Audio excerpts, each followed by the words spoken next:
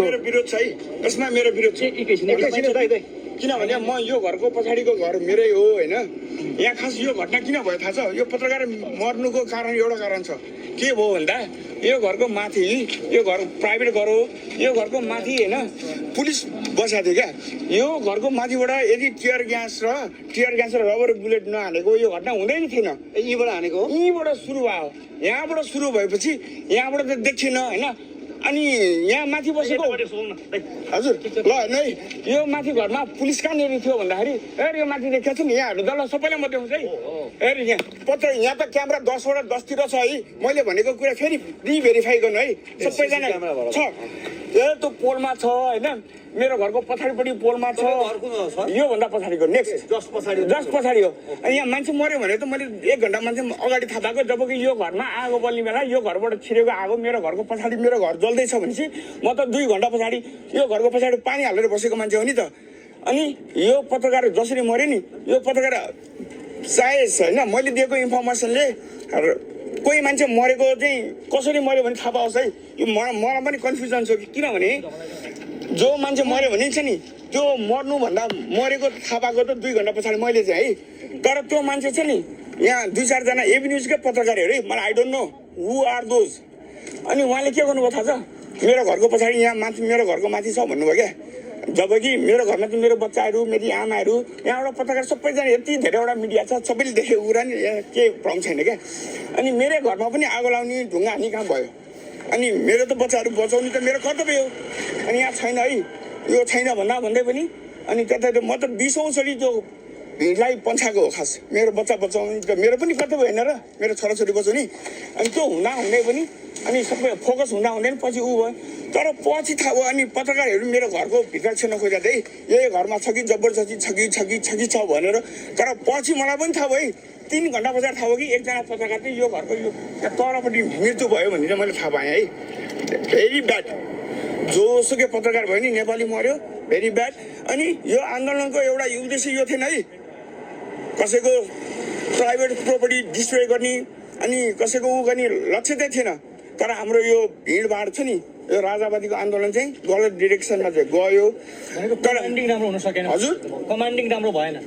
Commanding त राज्यले intentionally यो गरेको, किनभने माथि राखेर पुलिसलाई गोली हान्न लाउने त टियर ग्यास हान्न लाउने। कहिले गोली हानेका थिए माथि छतमाथिबाट? यो घरको माथिबाट टियर ग्यास यहाँ हानेको हो नि त।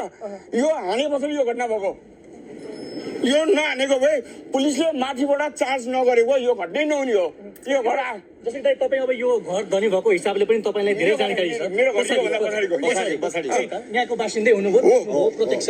त्यस अर्थमा तपाईँले यति भनिदिनुहोस् कि ठ्याक्कै सुरुमा प्रदर्शनकारीले ढुङ्गामुढा गरे कि माथिबाट चार्ज हानेको पुलिस उतातिर थियो, सबै उता फोकस थियो।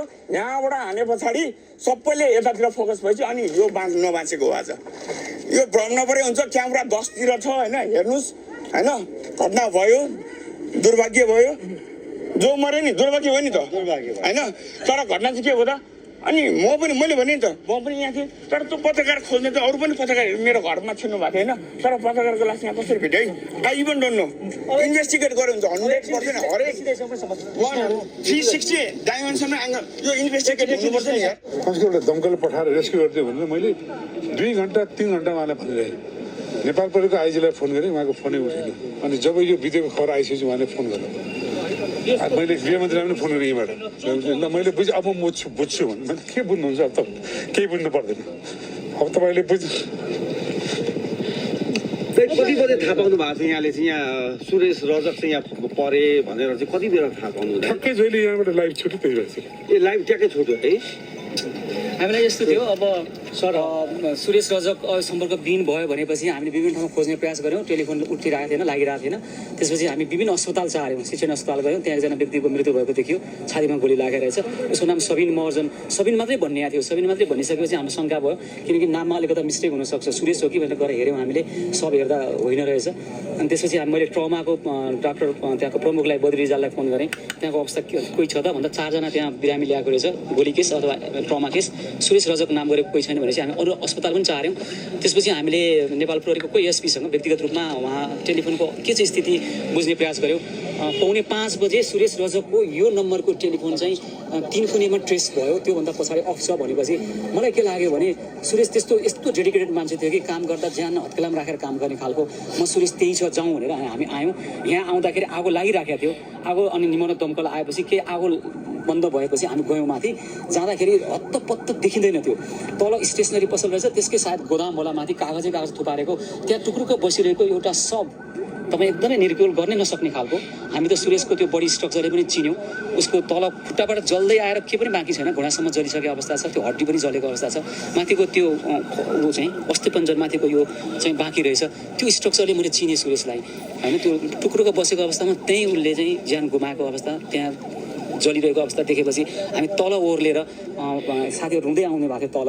अनि नेपाल प्रहरीको अनि मलाई हाम्रो पारस श्रेष्ठ यहाँ खटिएको रिपोर्टरले सर मैले पटक 100 चोटि जति भने होला यहाँको प्रहरीलाई, तर उनीहरू माथि गइदिएनन् भनिसकेपछि साथीहरू आक्रोशित गरेर को सोधौँ त भनेर सोद्धाखेरि उहाँहरू अश्लील शब्द बोल्नुभयो। हाम्रो प्रहरीले यहाँ को हुनुहुन्थ्यो भवेश्वर रिमाल, जयेश्वर रिमाल को गरेको। अनि धकेल्नु भयो हाम्रो साथीहरूलाई। अनि मैले चाहिँ उहाँलाई गएर तपाईँ बोल्नुहोस् भन्दाखेरि म बोल्दिनँ भन्नुभयो। तपाईँलाई के समस्या छ नबोल्ने? तपाईँहरूलाई भोग लाग्यो कि बोल्न नसक्ने हुनुभएको छ कि मान्छेको मृत्यु भइरहेको छ? तपाईँहरू अमानवीयता नदेखाउनुहोस्। व्यावसायिकताभित्र मानवता भनेको प्रथम कुरा हो।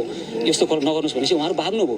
तपाईँहरू पनि बुम लिएर हिँड्दै हुनुहुन्थ्यो, पछि बुम दर्जनौँ बुम क्यामेरा उहाँहरू भागिरहनु भएको छ। यो धेरै चाहनुभयो उहाँ है, प्रहरीको घेराबेरमा बस्नुभयो। त्यो खालको अमानवीयता प्रहरीले प्रदर्शन गरेर हाम्रो एकदम दुःखमाथि उनीहरूको रवैयाले झन् दुःख थपेको छ।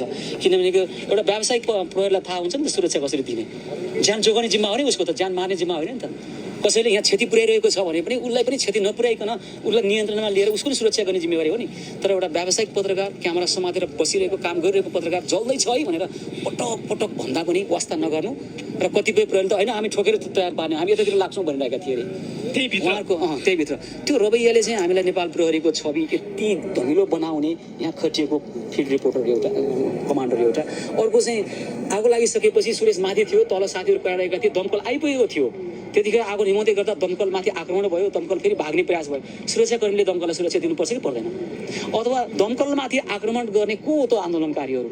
त्यो अमानवीयता त्यो त गर्नु भएन नि। मान्छे बचाउँदैछ दमकलले। त्यो को थियो त त्यहाँ? त्यो सीसीटीभी क्यामेरा हेरेर त्यो आन्दोलनकारीका नाममा आएको घुसपैठिया को छन्? किनकि पूर्व राजाको पुनर्स्थापना गर्ने भन्नेहरूले पनि देशमा शान्तिसँग ल्याउँ, विकास ल्याउँ, राम्रो गरौँ भनेर आउलान् भन्ने हाम्रो अपेक्षा हो। हेर्नुहोस्, तर उनीहरू जुन रवैया देखाएका छन् कि हिंसा मार्फत आन्दोलनलाई गर्न खोज्या हो कि त्यसमा पनि राज्यले हेर्नु पर्यो नि त। राज्य भनेको सबै अभिभावक होला। अहिलेसम्म गृह मन्त्रालयबाट न एउटा व्यक्तिगत चिन्जान भएकै मन्त्री हुनुहुन्छ न के वास्ता छ। यो लामो कुरा भन्दा पनि समष्टिमा हरेक देशमा आन्दोलन हुनसक्छ, हरेक देशमा राजनीतिक वितृष्णा हुनसक्छ होइन, हरेक देशमा यस्ता कुरा हुन सक्छन्। तर यस्तो बेला पत्रकारिता जस्तो जसले जनतालाई सुसूचित गर्दै हिँड्नु भयो भने ज्यान जोखिममा राखेर होइन, त्यस्ता मान्छेलाई सुरक्षाकर्मीले बचाउन सक्दैन।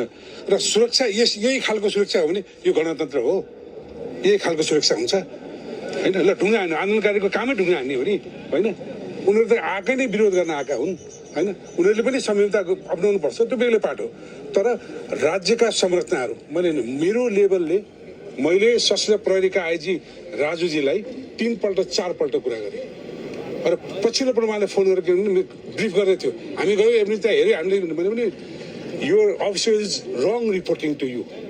कहाँ बसेर रिपोर्ट गर्न थाहा छैन। नेपाल प्रहरीका दीपक थापालाई मैले फोन गरेँ, फोन उठाउनु भएन।